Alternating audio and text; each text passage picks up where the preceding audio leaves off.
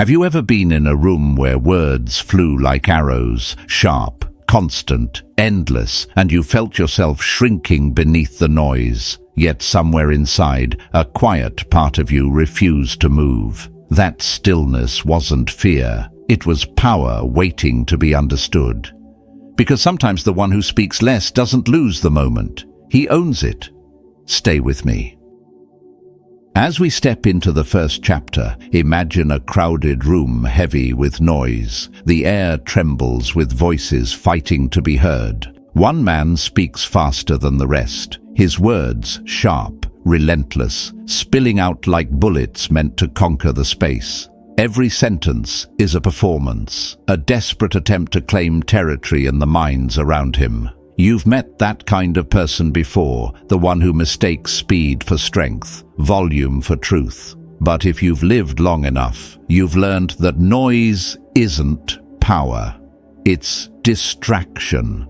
The people who truly see, who truly lead, are rarely the ones shouting to be heard. They're the ones who wait, who watch, who listen. Their quiet isn't weakness, it's awareness. Because the calm mind doesn't chase control, it already has it. Fast talkers have a rhythm that feels practiced, almost mechanical. It's as if silence itself might betray them, might reveal something they're afraid to face. They don't pause because pauses invite reflection, and reflection demands truth, and truth is the one thing they cannot manipulate. You'll see it if you watch closely. The faster they speak, the less they say. The louder they grow, the weaker their message becomes. Marcus Aurelius once wrote, "The nearer a man comes to a calm mind, the closer he is to strength." He wasn't talking about detachment. He was talking about composure, the art of standing steady while the world around you scrambles for control. That calmness, that ability to remain unmoved while others rush to fill the air, is where your advantage lives. Because in the end, the storm of words may impress the crowd for a moment, but it always burns itself out. The noise fades. The energy drains. And what remains is presence, the kind that doesn't need to prove anything. The one who stays grounded becomes the quiet center in a spinning room, the stillness that commands attention without demanding it. That's the power the Stoics understood. They knew that wisdom doesn't compete with chaos. It endures it. It doesn't need to shout to be seen. It simply waits until the noise collapses under its own weight. And in that silence, when the crowd grows tired and the echoes fade, one voice, steady, measured, unshaken, will rise above them all. So remember this: the world will always reward those who speak first, but it will remember the one who speaks last. Not because he was louder, but because he was clear. Calm doesn't rush to fill space, it owns it. And that's where your power begins, not in the noise, but in the silence that follows it. Moving into the second chapter, imagine the noise fading until all that remains is the sound of your own breath, steady, controlled, deliberate. The storm of words that once filled the room begins to lose its force. Those who once seemed powerful in their endless chatter now appear smaller, almost fragile, as if their strength depended entirely on the noise they made. This is the moment the balance shifts, not because you spoke louder, but because you refused to compete. In moments like this, silence becomes something else. It's no longer an empty pause between sounds. It's presence, a living, breathing force that unsettles those who depend on chaos to feel significant. When you stop reacting, when you wait, something happens. The fast talker begins to falter. They expect speed, not stillness. They crave reaction, not restraint. And when they don't get it, their rhythm breaks. You can see it in their eyes, that flicker of uncertainty, that crack in the mask of confidence. The Stoics called this the sacred pause, the moment where clarity slips quietly through the doorway that noise leaves open. Marcus Aurelius once wrote, "Be like the rock against which the waves crash, yet it stands firm, and the raging sea falls still around it." That's the Stoic pause made real. The waves can crash, shout, and break, but the rock doesn't respond in kind. It absorbs, it endures, and in time, the sea itself grows tired. The same applies to you. When you stop meeting force with force, when you stand still instead of fighting noise with noise, you reclaim your ground. The fast talker begins to drown in his own momentum, while you remain unmoved, unbothered, unshaken. I remember a boardroom once filled with voices battling for dominance. The air was sharp with ego and ambition. One man in particular threw words like weapons, cutting into every sentence, speaking over anyone who tried to answer. His speed created pressure. His noise demanded surrender. But across the table sat one woman, calm, composed, her pen resting gently on the page. She didn't interrupt, didn't rush to defend. She simply let him finish. The silence that followed his final word was suffocating. Then she looked up and said quietly, "Are you finished?" It wasn't anger. It was authority wrapped in calm. The energy in the room shifted. His storm had met the wall of her stillness, and she won without ever raising her voice. That moment stayed with me, because silence, when deliberate, carries more gravity than any speech. It's not passivity, it's control made visible. Most people fear silence. They see it as emptiness, as weakness. But to the Stoic, silence is a blade, sharpened by discipline. When you master it, you stop speaking to prove, you speak to conclude. Seneca wrote, "We suffer more in imagination than in reality." The fear of silence is one of those imagined sufferings. We're afraid that pausing makes us look uncertain, that not replying makes us look small. But the truth is, silence is the mark of someone who has already won the battle within. The undisciplined rush to speak because they can't bear the weight of their own thoughts. The disciplined wait because they've already tamed the storm inside. Let's be honest. Our world worships speed. We mistake quickness for intelligence, noise for clarity, and motion for mastery.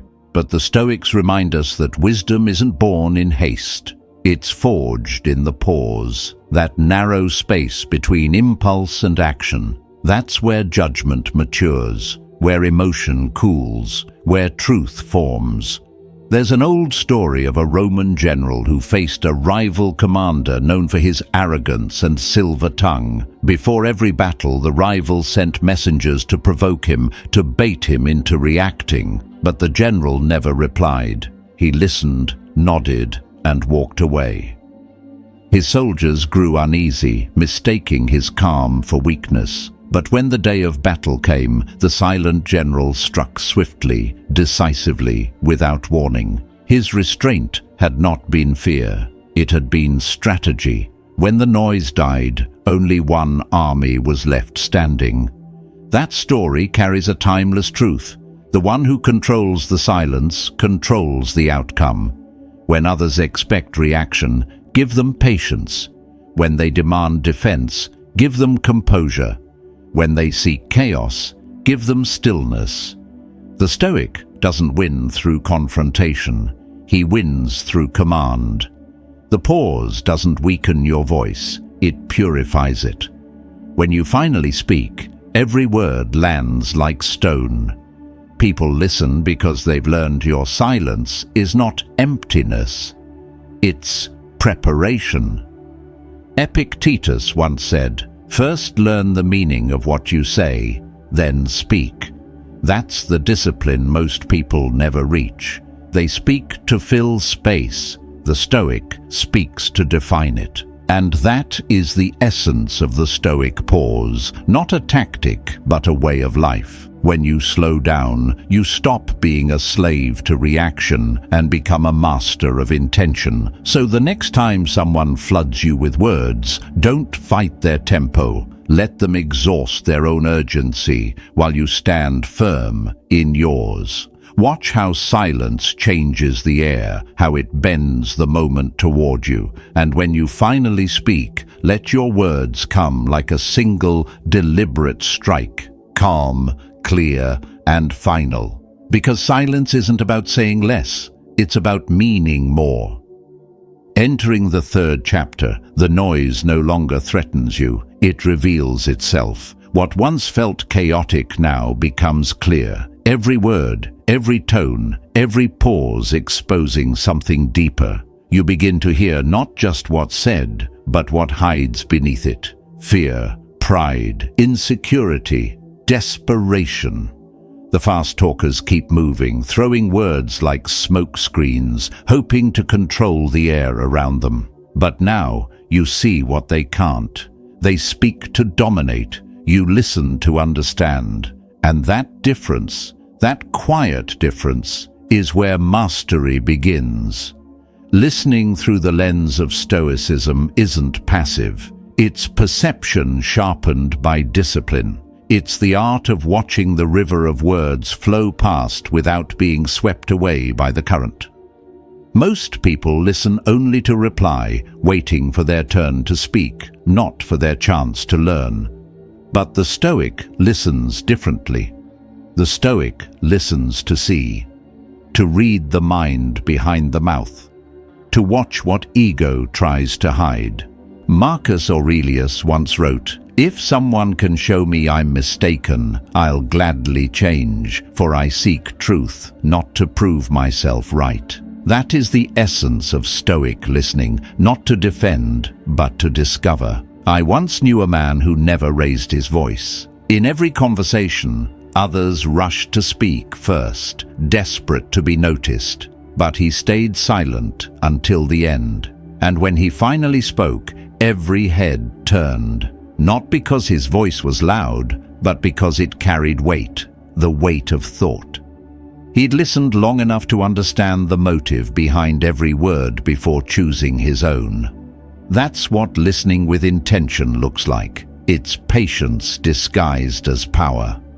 Seneca said, "We have 2 ears and 1 mouth, so that we may listen twice as much as we speak." Most people ignore that truth. They rush to respond because silence makes them uncomfortable. But discomfort is where awareness begins. When you truly listen, you start to see people as they are, not as they pretend to be.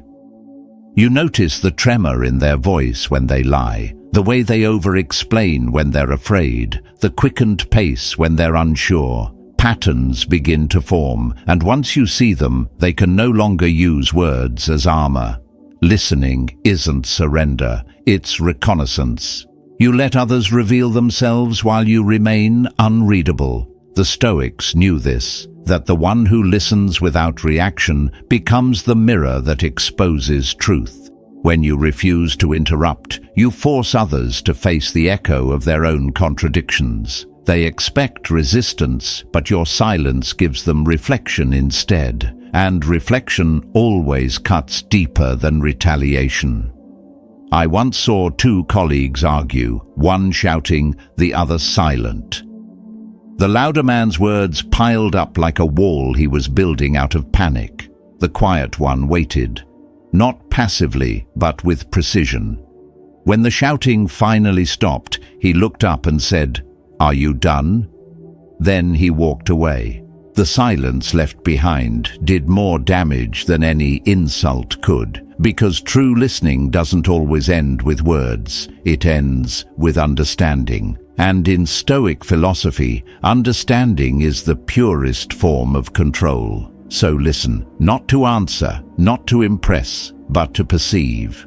Let others reveal their chaos while you build your clarity. Every word they throw is a thread in the web they spin around themselves. Your role isn't to tear it down, it's to see it, to observe it until they trap themselves in their own illusion.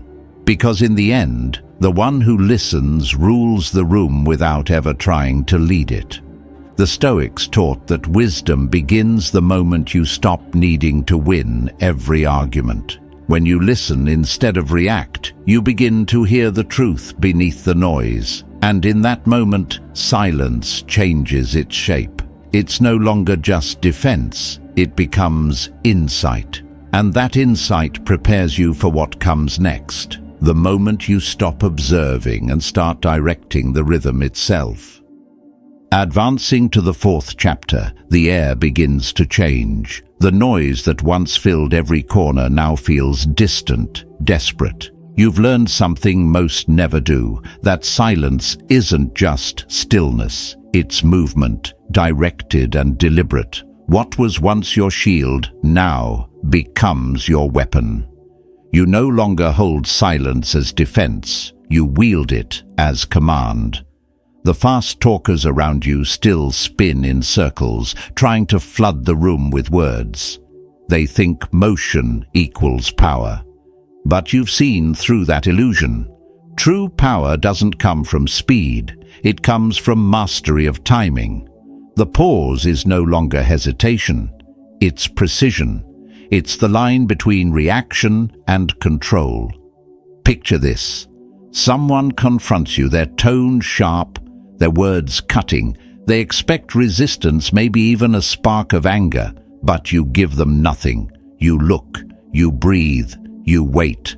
The silence stretches like a drawn bow, and suddenly the pressure shifts. It's no longer you on trial, it's them. They start to stumble, to fill the space they can't stand to face. That's when you see it clearly, the truth the Stoics carried like armor. Control begins not when you speak, but when you no longer need to. Epictetus once said, "If someone is able to provoke you, realize that your mind is complicit in the provocation." That line cuts deep. It reminds you that no one truly controls you unless you agree to play their game. The pause, that single heartbeat of stillness, is how you break that complicity. You delay the reaction, and in doing so, you reclaim the moment. It's not withdrawal, it's command. The quiet reminder that emotion belongs to you and only you. Those who rush to reply are driven by pride. Those who wait are guided by clarity. And clarity wins battles that anger never could. I once watched a man in a meeting face an accuser determined to destroy him. The attack was fast, arrogant, and carefully rehearsed, a storm of words meant to humiliate. The accused man sat still. He didn't interrupt. He didn't defend. He simply waited. When the noise finally collapsed under its own weight, he said only this, "Are you finished?" Then, in calm, steady words, he dismantled every false claim with facts, not fury. By the time he was done, the accuser's confidence had vanished. The silence before his words had done half the work. Marcus Aurelius wrote, "Waste no more time arguing what a good man should be. Be one." The Stoic doesn't argue, he exemplifies. He doesn't fight chaos with noise, he ends it with presence. The pause gives birth to that presence. It separates the reactive from the deliberate. Because when you speak less, every word starts to carry weight. And when every word matters, people listen differently. Think about that. The one who pauses controls pace, tone, and tension. The fast talker runs on borrowed momentum. The Stoic creates his own. Each second of silence becomes a test of discipline, of composure, of patience. And every time you pass it, your authority deepens. You become the still point in a spinning world, the calm center that others can't shake. But restraint isn't easy. It's uncomfortable. It exposes how little control most people have. That's why few ever master it. The moment you realize you can choose when to act, when to speak, when to move, the world stops rushing you. Time bends toward your rhythm. That's what mastery feels like. You no longer react to noise. You direct it. Seneca once said, "No man is free who is a slave to his passions," and that is the essence of restraint. Freedom isn't found in expression, it's found in control. The one who owns his impulses owns himself. The pause becomes a measure of strength, a silent declaration that you answer to no one's chaos but your own reason. So the next time someone tries to rush you, to drag you into their tempo, to bury you under their words, remember the Stoic lesson. Don't fill the silence, command it. Don't hurry to prove your point. Let truth take its time until it becomes undeniable, because in the end, the person who controls the pace controls the outcome. They don't just win the conversation, they win themselves. And from that stillness, something new begins to form. You start to see silence not just as a shield, but as a strike. A precise, intentional force that cuts through arrogance and noise. This is where your composure evolves into command. The fast talkers will keep spinning, mistaking motion for strength. But you'll stand unshaken, patient, ready. The silence you carry isn't emptiness, it's stored energy, waiting for its moment. When you finally speak, you won't speak to fight. You'll speak to end. Because the Stoics' words are never hurried. They arrive only when necessary, clean, deliberate, undeniable. The pause before them is what makes them powerful. That is the discipline of stillness, the mastery of timing, the quiet art of control. And when you can hold that silence without fear, when you can let the world move while you stay unmoved, you will understand what the Stoics meant by true power. Not the power to dominate others, but the power to rule yourself. From here, the silence you've built begins to take form. It no longer just shields you, it sharpens you, it moves with purpose. It refines your edges and steadies your aim. You are no longer simply quiet. You are precise, intentional, strategic. The fast talkers who once dominated the air begin to stumble, tripping over the rhythm they once controlled. They start to realize something unsettling. Their noise no longer finds an echo. That's when the balance shifts. Not because you spoke louder, but because you never needed to. Picture this. A conversation drenched in overconfidence. Someone floods the air with words, their tone too polished, their certainty too rehearsed. They rush through sentences as if speed itself could substitute for truth. And you don't fight it. You don't match their pace. You watch, you listen, you wait. Your stillness disarms them more than any argument could. Every sentence they throw reveals a little more ego, fear, insecurity disguised as assurance. You don't interrupt, you don't defend, you let them burn through their fuel. And when they finally run out of breath, you speak once, clearly, calmly, and end the entire exchange with a single stroke. That's not coincidence, that's command. Seneca once wrote, "A sword never kills anybody. It is merely a tool in the killer's hand." The same is true of words. They are not dangerous by nature, only in the hands of those without control. The Stoic doesn't draw his blade in panic. He waits. He studies. He strikes only when the outcome is already decided. That is the essence of verbal mastery, to speak only when silence has already won half the battle. I once saw a leader confronted by a man who tried to humiliate him in front of a crowd. The man spoke fast, throwing sarcasm like darts, his confidence inflated by the sound of his own voice. He expected a reaction, anger, embarrassment, anything to prove he had landed the blow, but the leader stayed silent, his eyes steady, his posture calm. He didn't retreat, he didn't flinch. He simply let the man's performance unravel under the weight of its own noise. When the room finally fell still, the leader looked up and said, You've said a lot, but not one thing worth remembering. The silence that followed was sharper than any shout could have been. The crowd felt it. The attacker felt it. That's the art of the Stoic Strike. It doesn't explode, it dismantles. It doesn't seek victory, it restores order. And when it lands, it leaves no room for argument. Epictetus warned, "First learn the meaning of what you say, and then speak." That is the discipline of speech.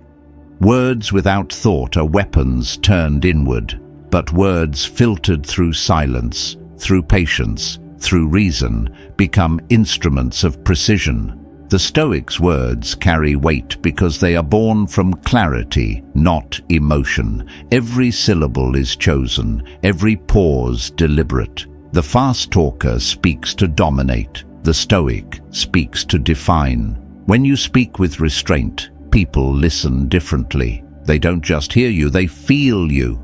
Your silence builds anticipation. Your stillness commands gravity. You've trained others to respect your voice not because it's frequent, but because it's rare. That's the paradox. The quieter you are before you speak, the louder your words become when you finally do.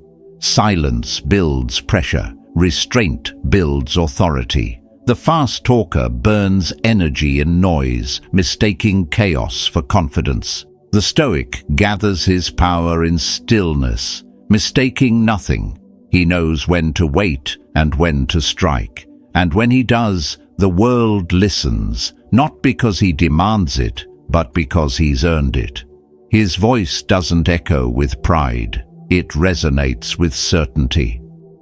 So when you find yourself facing those who rush, those who oversell, who fill the air to hide their fear, don't meet them halfway. Let them spend their strength. Let them talk themselves into exhaustion. Your power is not in interruption. It's in endurance. It's in the discipline to wait until the moment is right, and then deliver one calm sentence that ends what hours of noise could not.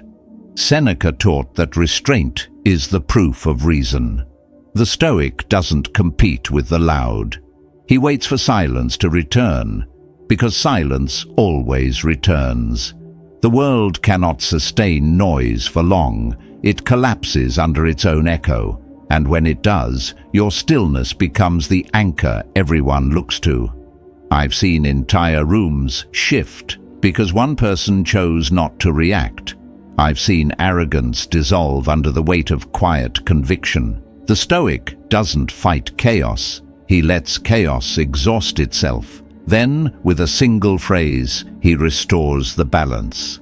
Not out of pride, not out of spite, but out of control. Because calmness, real calmness, isn't fragile. It's forged. Here's the truth most people never learn. Silence, once mastered, stops being absence. It becomes identity. It becomes presence. You carry it with you like armor. You don't wear it for show. You wear it for survival. And in a world obsessed with noise, that kind of silence is rare, almost unsettling.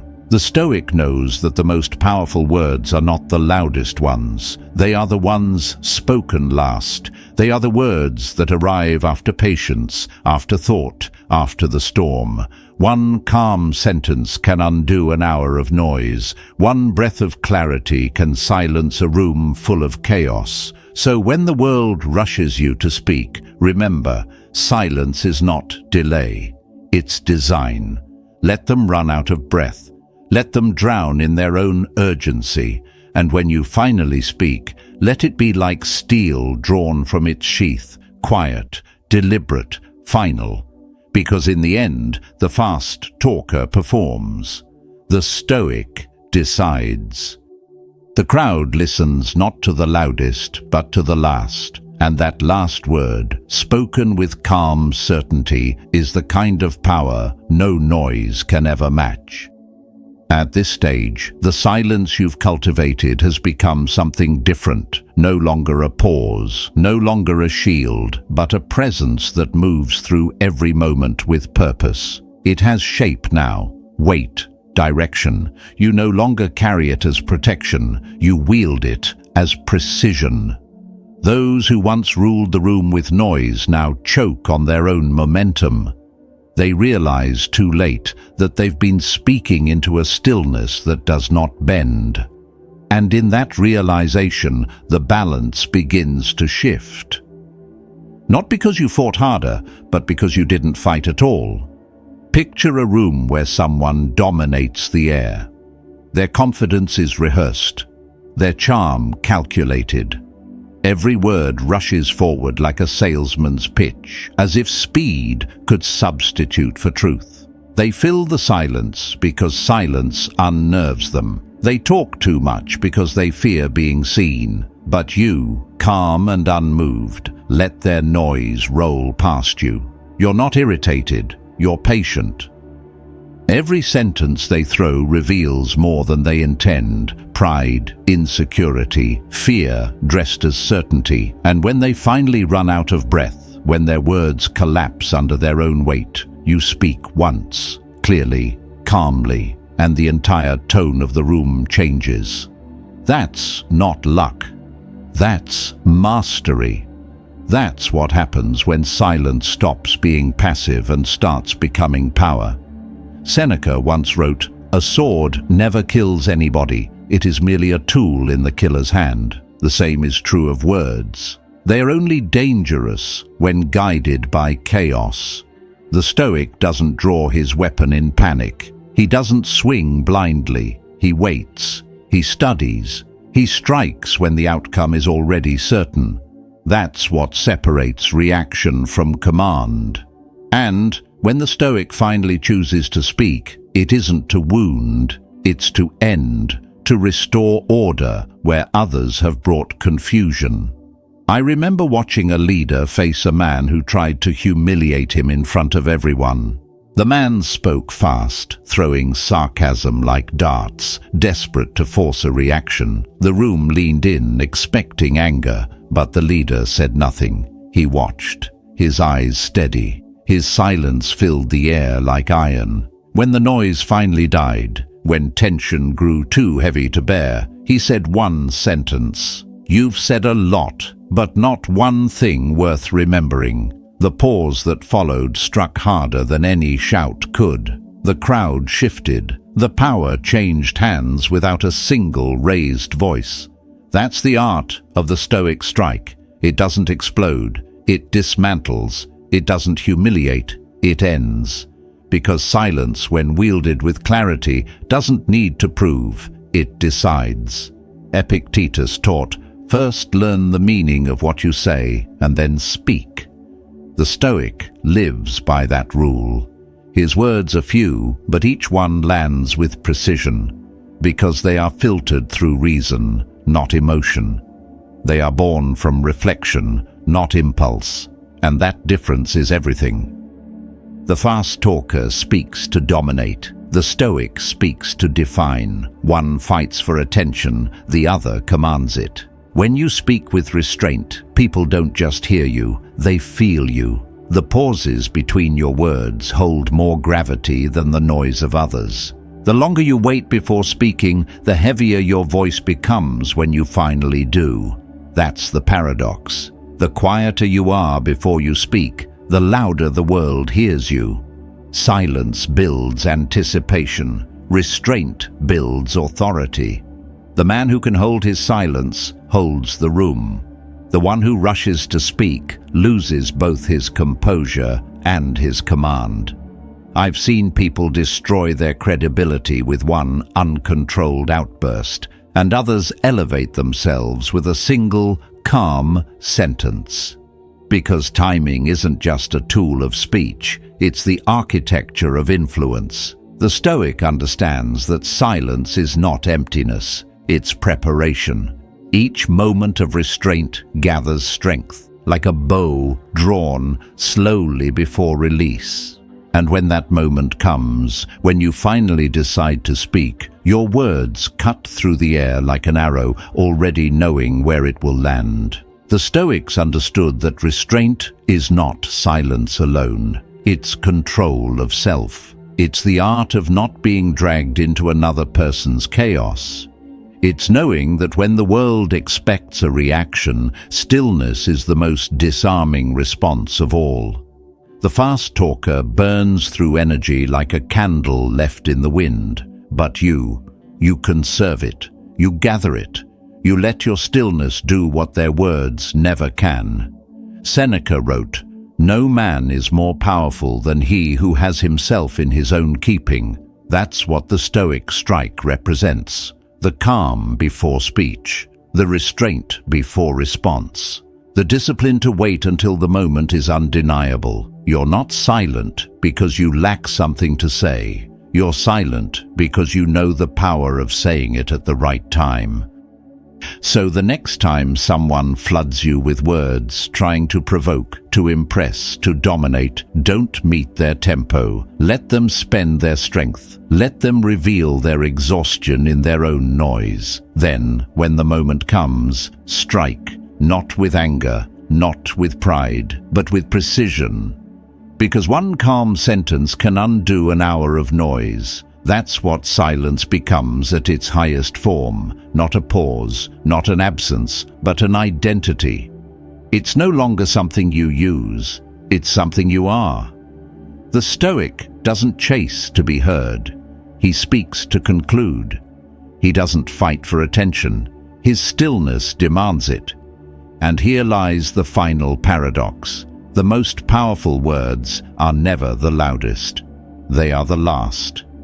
The world may forget the noise, but it always remembers the voice that ended it. So speak rarely, but when you do, speak as if it were final. Let your words arrive like verdicts, sharpened by silence, guided by restraint, and delivered with the calm of a man who no longer needs to prove himself. That is the essence of Stoic power, not in how often you speak, but in how deeply your silence prepares what must be said. You've seen how fast talkers use words as armor, hiding uncertainty behind noise. But now you understand the truth. Real power doesn't live in volume or speed. It lives in calm, in patience, in the quiet confidence of someone who no longer needs to prove anything.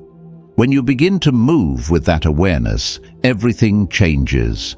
You stop reacting to every voice that demands attention. You stop explaining yourself to those who only listen to reply.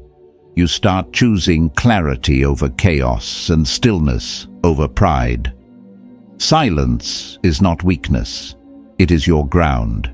It steadies you when emotions rise, shields you when words turn into weapons, and gives you strength to act with intention, not impulse. You no longer chase validation. Your composure speaks for you. The one who stays unprovoked controls the outcome. The one who listens deeply sees through illusion, and the one who speaks with purpose moves the room without raising his voice. This is mastery of the self. To conquer others is fleeting. To master your reactions brings peace that lasts. As you carry this truth forward, remember that silence is not emptiness. It is focus, presence, and refined strength. If these words resonate, take a quiet moment to subscribe and keep walking this path of calm. Comment, "Stay silent," as your reminder. The next reflection will guide you deeper into patience, clarity, and unshakable power.